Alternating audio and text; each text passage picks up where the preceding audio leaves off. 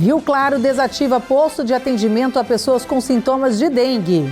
O centro que começou a atender em maio já está fechado. Chega um momento que a gente tem que voltar para a situação de rotina por dois motivos. Uma porque a curva epidemiológica vem caindo. O outro motivo é a questão do orçamento. A gente tem um orçamento limitado. Cidade tem 24 mortes por dengue e mais de 5 mil casos da doença. A gente não ultrapassou nenhum limite em termos de dizer assim, em Rio Claro a gente teve mais morte do que seria o aceitável. Não, pelo contrário. 80 mil pessoas adoecem anualmente no país por causa da tuberculose. 9 de julho marca os 92 anos da Revolução Constitucionalista. Arquivo Público tem documentos que retratam a participação de combatentes de Rio Claro. Nós temos o diário de campanha do Oscar de Arruda Penteado, nosso patrono, onde ele mostra a participação dele naquele movimento. Outro documento importante é um jornal, nós temos o jornal de 1932, que tem a lista dos rioclarenses que participaram do movimento. Hoje é feriado, 9 de julho, e esses são os destaques do Rio Claro Notícias, que já está começando.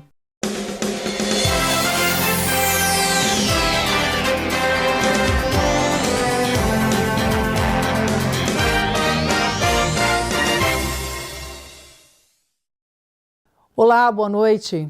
E a gente fala agora da situação de dengue em Rio Claro. A cidade tem mais de 5 mil casos e desde maio contava com um local específico para atendimento dos pacientes. Mas o posto agora foi desativado. O Leonardo Bauer tem informações sobre os critérios adotados. Foram milhares de pacientes que passaram pelo centro de atendimento de pessoas com sintomas de dengue aqui em Rio Claro, que foi fechado nesta segunda-feira. Eu converso agora com a infectologista Suzy Bebet, diretora da Vigilância. O porquê desse fechamento, doutora? Nós da saúde fazemos reuniões semanais junto ao secretário da saúde, toda a equipe de gestão, para conduzir a saúde da melhor maneira possível. Então, a gente teve um momento de casos, que mais de 150 casos por 100 mil habitantes, em que a gente teve essa oportunidade de abrir esse centro de atendimento, realmente foi um sucesso, mas chega um momento que a gente tem que voltar para a situação de rotina por dois motivos. Uma porque a curva epidemiológica vem caindo já há várias semanas. Então, eu acredito que em 1 e 2 semanas a gente talvez já atinja níveis endêmicos, A gente já saia dos níveis epidêmicos. E o outro motivo é a questão do orçamento. A gente tem um orçamento limitado e o centro de atendimento ele foi proposto para desafogar as UPAs no pior da epidemia, que a gente acredita que já tenha passado. E a partir de agora, quem estiver com sintomas de dengue, procurar aonde? Sintomas de dengue, febre, dor de cabeça, então até estão começando a ser confundidos com outras doenças febris. A gente está tendo muito resfriado, está tendo muito diarreias também, Então, o certo, na unidade de saúde do bairro, a gente programou que é para ter vagas oferecidas, vagas de encaixe para as pessoas, especialmente naqueles bairros que tem o programa de saúde da família. A população não tem muito essa cultura. E a gente também, a gente sabe que a gente tem um déficit de unidades de saúde e, às vezes, até de vagas, mas a gente tem procurado estar oferecendo isso para não deixar a UPA ficar sobrecarregada. O certo, a UPA era atender mais casos de urgência e emergência. Então, tendo vaga no seu bairro, procure a unidade básica de saúde. Sendo final de semana, noite, feriado, aí tem que procurar as 2 UPAs, Cervezão ou 29. Doutora, e a situação de momento da dengue em Rio Claro, o que a senhora poderia falar? Foi uma epidemia pesada, A gente não teve tantos casos quanto em 2015, mas eu acho que a gente vai fechar com mais de 10 mil casos.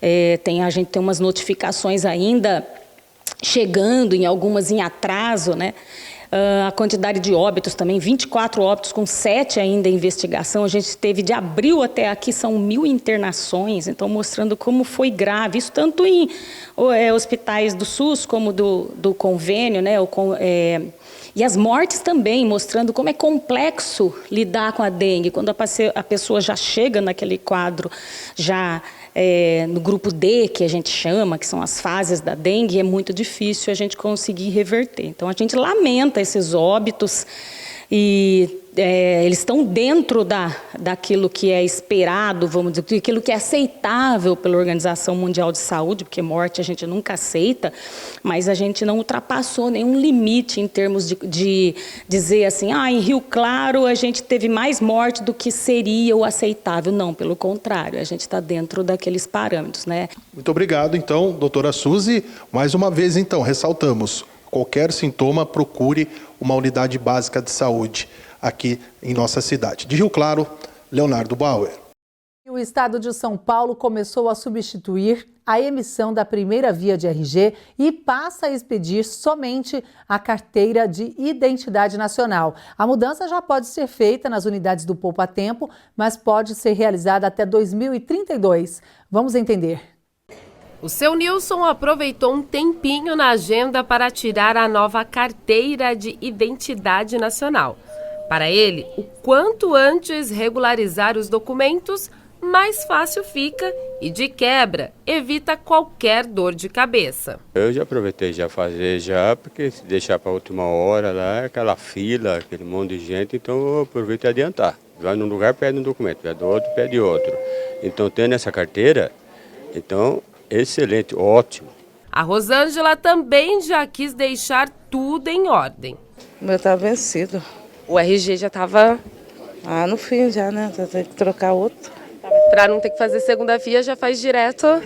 Porque sempre eu uso ele, né? Para tudo eu uso. O novo documento substitui o RG, que a partir de agora só poderá emitir a segunda via e permanece válido até 2032, quando a carteira de identidade nacional, que contém o número do CPF, será o único documento válido para o registro de pessoa física. O objetivo é facilitar a emissão de documentos como o CNH e certidões, além de reduzir a possibilidade de fraudes. Então, agora existe uma nova legislação que faz com que aqueles documentos de identidade, os RGs estaduais, passem a ser expedidos pelo governo federal. Ou seja, os institutos acabam ainda fazendo o seu trabalho, mas vai haver uma centralização. Hoje, você consegue tirar um documento de identidade em cada estado. Você pode ter mais de 20 RGs. E com isso, você vai centralizar e vai ter um número único. Quando você chegava num estado, né, declarava o seu nome, às vezes juntava uma certidão de nascimento que era feita no cartório, porque duas testemunhas diziam, enfim, que acreditavam você se chamar Antônio, enfim, Maria, José, ele emitia essa certidão, vai num instituto de identificação e tira um documento. Vai num outro estado, junta, enfim, a mesma testemunha ou duas outras testemunhas, dá um outro nome e emitiria um documento. Agora não, agora tudo é centralizado. Então, o estado faz a pesquisa no governo federal e verifica se não há nenhum outro nome ou nenhuma outra tentativa de emitir um documento com aquela mesma impressão digital. Então, isso é tudo confrontado. Deverá reduzir bastante o número de fraudes nesse sentido. Essa nova legislação, ela também faz com que todos os documentos que você tem hoje, elas sejam indexados por um único número, que é o número do CPF. O que isso significa? Que hoje eu tenho um número da carteira de motorista, um número da carteira de identidade, o meu PIS/PASEP, o meu certificado militar. Cada documento desse tem um número produzido pelo órgão. O que vai acontecer? Que todos esses órgãos terão que se adequar para que você tenha indexado a sua vida num único número. A ideia é de que cada cidadão tenha um único registro para os diversos órgãos da federação, como o título de eleitor. Não que assim seja o único documento válido. De verdade, ela vai ter o número dela indexado pelo CPF. Agora, você vai continuar tendo uma habilitação, uma carteira de habilitação. Só que em vez de ter um número próprio do Detran, você vai ter um número indexado pelo CPF. você vai ter o certificado militar. Continua válido o certificado militar, mas ao invés de ter um número próprio lá do Ministério do Exército, ele terá que ter indexado o número do CPF, tá? Então, os documentos vão continuar, né? E é muito importante que as pessoas não sintam que tem que trocar imediatamente já esse documento. Os RGs estaduais, eles têm uma validade permanente, mas com a nova legislação, ele fica extinto a partir de 2032. E ainda falando sobre saúde e prevenção, 80 mil pessoas adoecem anualmente no país por causa da tuberculose. Só em 2022, 16 morreram por dia. Esses dados são do último boletim epidemiológico sobre a doença. E a única forma de prevenir é vacinar ainda com o bebê bem novinho. Em 2 unidades básicas de saúde visitadas em Brasília pela reportagem na manhã de hoje, a procura pela vacina BCG foi pequena. O ideal é que ela seja tomada até o 6º dia de vida da criança. As maternidades DF, algumas maternidades já saem com a vacina. Normalmente, quando a criança ela vem da rede privada, aí sim ela vem pra gente fazer a vacina. Eric tomou a vacina contra a tuberculose quando nasceu, assim como os outros filhos da professora Júlia. Eu tenho um de 6 anos que nasceu no HMIB. Ele tomou a vacina no próprio hospital. Ele nasceu lá e tomou a BCG e outras vacinas também. E os gêmeos, que estão com 1 ano e 10 meses, nasceram no Agarram e também tomaram todas as vacinas lá. Facilita muito ser no hospital, eu acho que isso é muito positivo. A vacina BCG deve ser aplicada em recém-nascidos, em dose única, e está disponível para menores de 5 anos. Tem nível de proteção de 78% na forma disseminada da tuberculose, mas é contraindicada para crianças com peso inferior a 2 quilos, imunodeficientes, desnutridas, com erupções generalizadas na pele e que estão em tratamento com corticoides.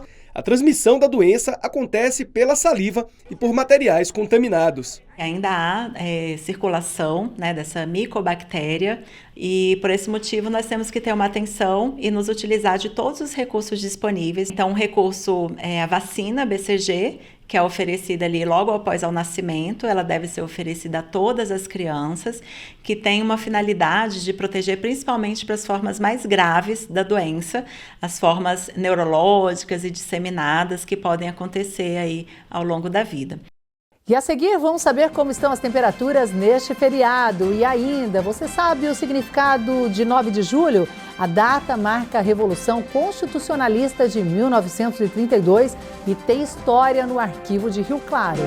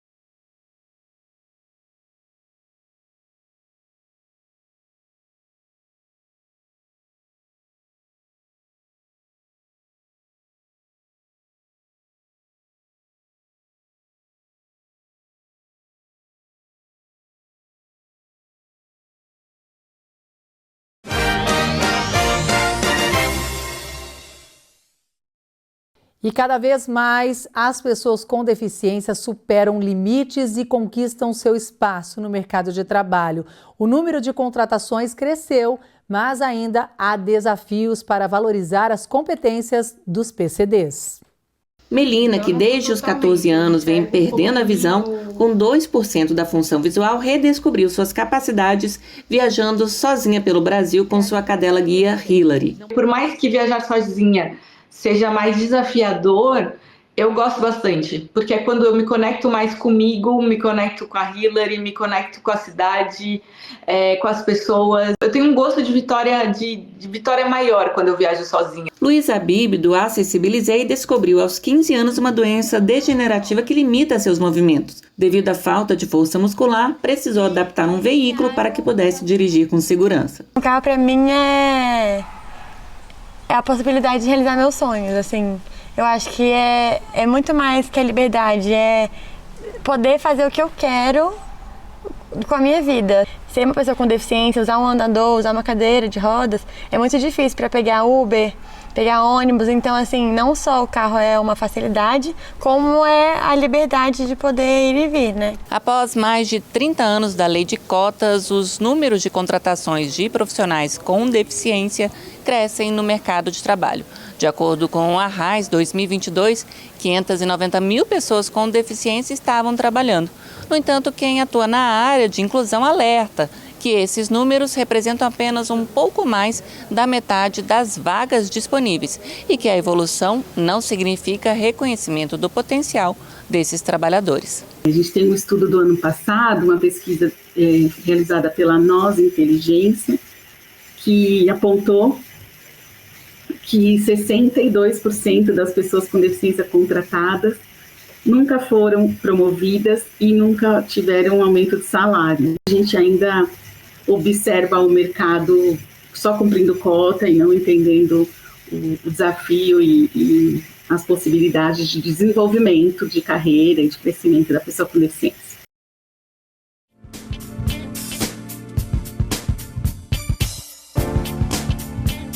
Vagas disponíveis hoje em Rio Claro para ajudante de mecânico, operador de roçadeira, auxiliar de saúde bucal, camareira, auxiliar de usinagem, ajudante de jardinagem, estoquista, vendedor de seguros, técnico instalador e líder de transporte. Os interessados podem procurar o Conecta, que fica na Rua 3, número 1636, no centro, ou acessar o portal da empregabilidade. E hoje, feriado 9 de julho no estado de São Paulo, e você sabe o que significa a data? Marca a Revolução Constitucionalista de 1932, quando um movimento armado, liderado por tropas paulistas, atuou contra o governo de Getúlio Vargas. Rio Claro contou com combatentes e a história tem documentos no arquivo público. O estado de São Paulo comemora neste 9 de julho a Revolução Constitucionalista de 1932, em memória à luta dos paulistas que tentaram impedir a continuidade do governo provisório de Getúlio Vargas e convocaram uma Assembleia Nacional Constituinte. Vargas havia assumido o governo por meio de golpe de Estado, através da Revolução de 1930, derrubando o então presidente Washington Luiz, impedindo a posse de seu sucessor. A Revolução foi encerrada no dia 1º de outubro de 1932, com a rendição dos paulistas e um saldo oficial de 934 mortos.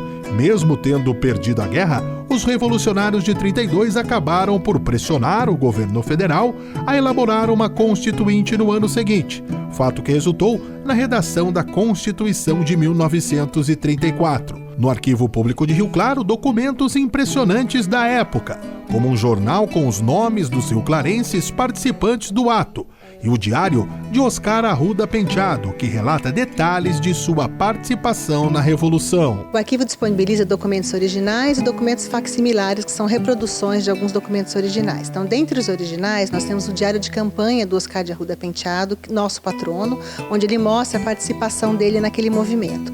Outro documento importante é um jornal, nós temos o jornal de 1932, que tem a lista dos rioclarenses que participaram do movimento, né? E é importante também que quando você vai consultar esse documento, você vê o trabalho que a gente faz aqui para a conservação daquela informação, né? Além dos documentos originais, temos as fotografias que foram doadas pela população, que a gente tem a fotografia das costureiras, né, que faziam os uniformes dos soldados, e temos também esse documento que foi produzido em comemoração ao cinquentenário da Revolução, que eles têm cerca de 100 documentos, dão manuais, cartazes, propaganda, que foram produzidos naquela época e que nós fizemos essa reprodução, que você consegue entender um pouco do que foi o movimento naquela época.